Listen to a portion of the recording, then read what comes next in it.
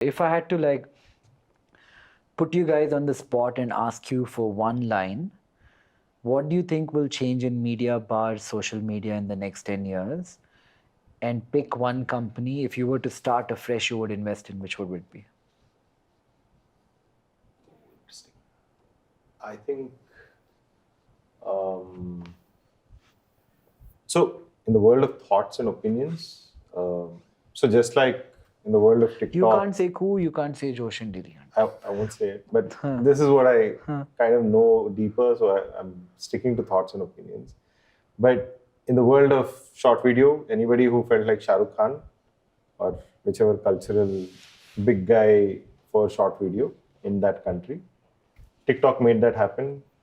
Thought leader in the world of thoughts and opinions, an app that will make anybody feel like, their biggest, news anchor, journalist, blah, and being able to portray themselves like a Ravish Kumar or an Arnab Goswami or whoever, sitting at home, belting out interviews, belting out their own thoughts and opinions, but look professional.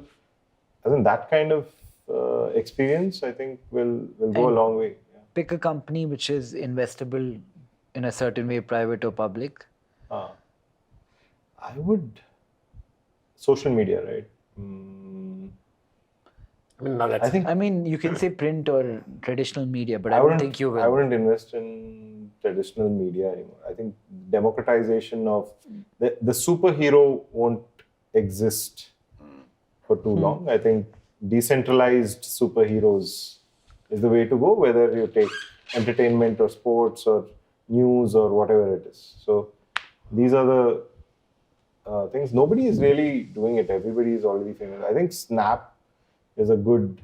Really? Yeah. Why? I think they really went on disappearing pictures, ephemeral content, and juiced it out. Like if I were to go back in time and invest in when but they were Snap of today, no. No, not a replica of Snap. But today, just compare. So I have an idea. If somebody does it, I'll invest in.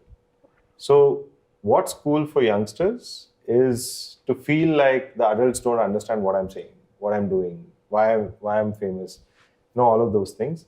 So I have an idea where if you create an app for youngsters to come and actually type what they want in English or whatever language they want, but publicly it goes as gibberish, right? But only people on that app get to know what they've said in English. You mean they have a language of their own? Yeah.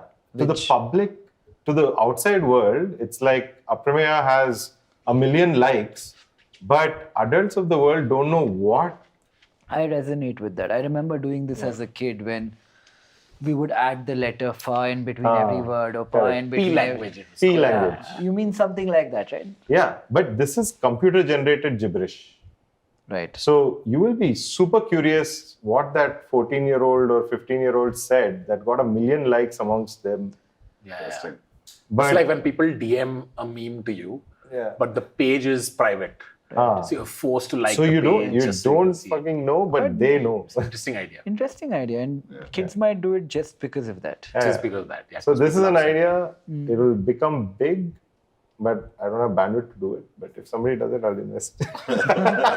Nice. Tanmay, same question. I think verticalization of social platforms is something that I would keep an eye out for. Explain that. Like LinkedIn is social, but it's for a very specific purpose. TikTok is social, but it's for a very specific purpose. So I wouldn't be surprised if social platform. I mean, Be Real also is for a very specific purpose. So specific purpose-driven social media platforms. And how specific do you think you'll get? Will it become like Netflix we were talking about? When you're watching a movie, you chat with people who are watching the movie? Yeah, so that would be a very specific purpose for which which is consumption of content. YouTube is kind of that already. That I think is, because I think there's no one platform serves all. That time is gone. I think the way to pick it is if you take a horizontal guy and see what's the most active community there, and then if you can pick that and put it into a social media. Like just sports right now would be interesting because I'm interested in cricket, basketball, esports, that five six different sports. So that would be interesting. So I think the days of one platform serves all is probably it's tough because think about it, right? Like when you join a Twitter, it's so difficult for you to, like, Twitter has this problem, which is someone joins and they immediately leave because either what's on their feed is not immediately attracting to them. It doesn't make them want to contribute. Like what is the ratio called, which is viewer to creator ratio? Mac to Mao. Mac to Mao. They have the least. Twitter has the least, right? Has the least. TikTok has the most, right? So I think that's why I say verticalization. That I think is, and I don't know. I mean, I'm very bullish on YouTube, but I don't know about the Google stock. I think so too. I actually resonate with that. I think the amount of learning, if nothing else, that's happening on YouTube. YouTube is launching YouTube Learn, by the way. Yeah. And YouTube podcasts also. They're going to eat podcasts. The scale of that is becoming incredible. Like I consume as much information from YouTube as I do from books. Yeah, you were saying why do people enjoy video more than text, right? It's like, imagine if no, it's like, have you read Lord of the Rings or have you seen the movie? Right? It's that. It's just visually more appealing. If there was a seamless way for someone to turn a great book into a video, make it into a 3-hour documentary, I would love that, right? I think Lex has started doing that. Lex Friedman. He started doing this? Yeah. Turning books into podcasts. I was watching his Animal Farm thing. Got it. Oh yeah, he tweeted about this as well. That would be great. Dude, I think AI will start making movies out of. But you never get the thing I've realized with applications like this. I tried that Blinkist. What is that thing? Blinkist. Like it's not the same. It's not the same at all. Even Lex's one-hour interpretation of Animal Farm. Like I'd read the book earlier. It's probably better by a magnitude of a lot. Actually reading the book. Of course. Yeah. Because so much of the joy of reading a book is while you're reading it, the thoughts that are going on as a screensaver of your brain, right? Because your life's context is being matched with what's being said. And you can't pause a video like you can pause reading a book. It's right there, Nikhil. You can just press that. I know, but it's not the same thing. But it doesn't feel like the same thing.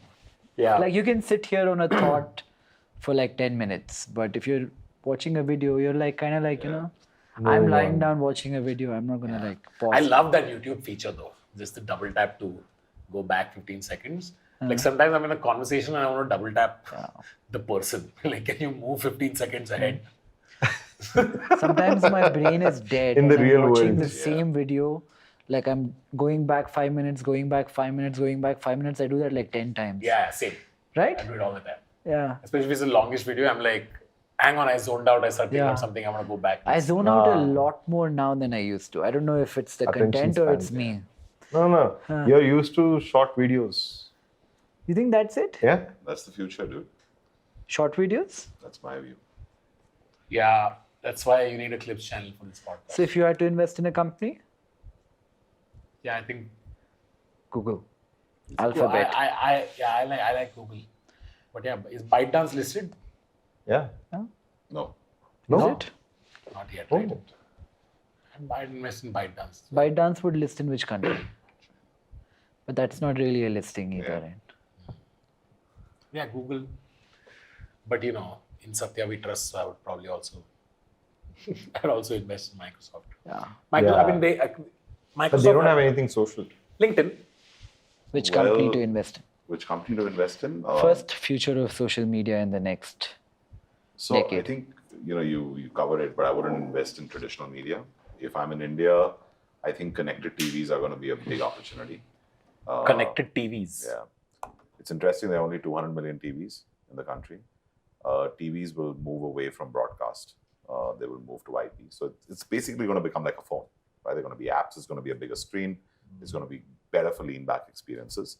If you look at the data you tweeted the other day in terms of the number of individuals that are going to move into the greater than $40,000 annual income, that data in the next 10 years is going to grow 10x, right? The number of people. The first thing that people do as a sign of aspiration is, interestingly, buy a TV and then a fridge, right? Or a fridge and a TV in whichever order, and then move to a car and whatever. So I think that as a commodity, that's going to grow. So I think it's an interesting space. I wouldn't invest in TV anywhere in the world, but I think over the next 10 years, print will die, in my view, in its current shape and form. But I think that's an interesting space in the traditional space, which will morph into digital. But I think there's a journey to cover there. The future of social media, again, I tend to agree with you, is going to be extremely verticalized. I personally, if I had to invest in one company, I would say from a tech and a growth and everything, and the space in the category, it is short video. I would do it in myself, but other than that, I'd love to say ByteDance and TikTok. I'm only conflicted because they're Chinese and I have to be straight about it. But otherwise, I think they're Who else, if not ByteDance? Is anybody else doing short video well at scale? Reels. Huh? Reels is doing. Insta Reels? very, very small in comparison. Compared to TikTok. Do you think these companies will remain as relevant as they are now 5 years from now? I don't think so. I mean, something else could I come think along that that could be disruptive. Hi, I'm Nikhil. Thank you for watching the podcast. Let us know who your favorite guest has been and who you'd like to watch next. Thank you.